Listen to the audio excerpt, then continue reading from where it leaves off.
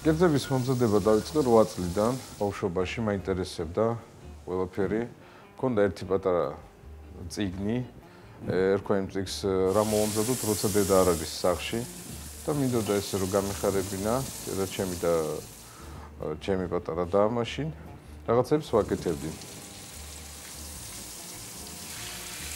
ჩემი პირველი კერძი იყო დესერტი უფრო იყო ბისკვიტი. გამოვაცხე ბისკვიტი და კრემით და რაღაცებით გავაკეთე, ვითომ რაღაცა გამომივიდა, არ ვიცი და მე მაქედან დაიწყო ყველაფერი.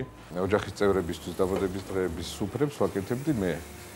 პირველი ჩემი გამოცდილება, ანუ ფეხი შევადგი სამზარეულოში 2003 წელს. გამოვიჩინე თავი, ეგრევე გავხდი წამყვანი მზარეული და 2 წლის განმავლობაში გავხდი შევზარეული. მზარეულებს, ახალდაწყებულებს არასდროს არ შეეშინდეთ სტრესული მდგომარეობის ურჩევ ყველას, არასდროს არ დაიბნეთ, ეძიეთ ყოველთვის ახალი. პლუს კიდე ბევრი მიზანი არის, რომ გახსნას თავისი რესტორანი, თავისი პაბი, რაღაცა თავის ეძებეთ. მე არ ვფიქრობ, რომ ეს არის მთავარი მზარეულის პროფესიაში, ვთქვათ. შეიძლება იყო ვიღაცაზე მუშაობდი, ანუ არ იყო შენი თავის უფროსი, მაგრამ ბევრს მიაღწიო ცხოვრებაში. იგივე ძალიან ცნობილი გახდე, ძალიან ცნობადი გახდე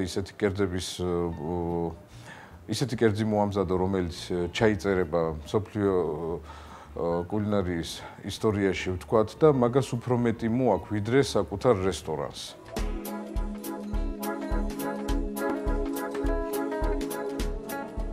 და შემოგთავაზოთ დღეს რულეტი, რომელიც ჯერ გურმანიაში არ იყო გაკეთებული. ვიწყებთ ხახვის დაჭრას. დავჭირდება ნახევარი თავი. ხახვი ძალიან უხდება ბევრ კერძს, არბილებს საჭმელს, აძლევს ტკბილ გემოს. ეს დაჭრილი ხახვი უნდა მოვშუშოთ. ყოველთვის ვეძებ ახალ გემოს.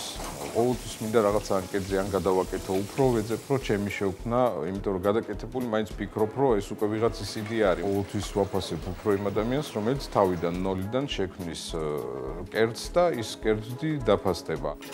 დავამატოთ ამას ცოცხალი როზმარინი.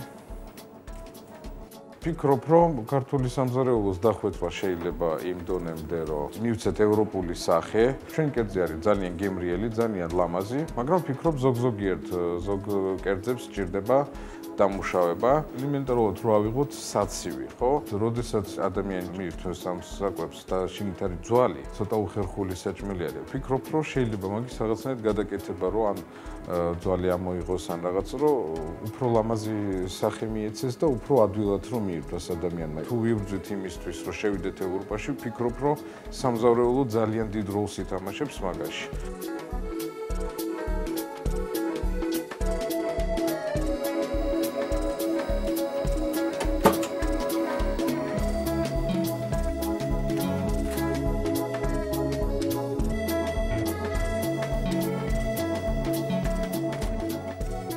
სანამ ჩვენი რულეტი იბრაწება, მოვამზადოთ გარნილი.